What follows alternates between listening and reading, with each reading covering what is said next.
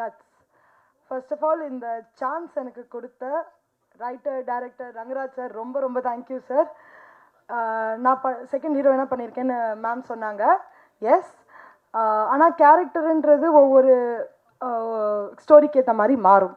So இதில் எனக்கு கொடுத்த கேரக்டர் என்னை பொறுத்த வரைக்கும் ரொம்ப ஒரு டிஃபிகல்ட்டாக நான் எஸ்டாப்ளிஷ் பண்ணியிருக்கிற ஒரு character.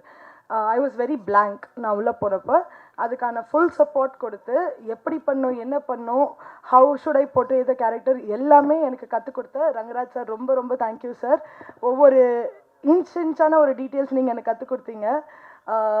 S, it is a new platform. எனக்கும் இது ஒரு நியூ பிளாட்ஃபார்ம். ஆனால் நீங்களும் இதில் ஒரு நியூன்றது அவ்வளோ ஈஸியாக என்னால் கண்டுபிடிக்க முடியல. ஏன்னா நான் என்ன பண்ணுன்றது என்னை விட பர்ஃபெக்டாக நீங்கள் வந்து எனக்கு நடிச்சு கற்றுக் கொடுத்தீங்க.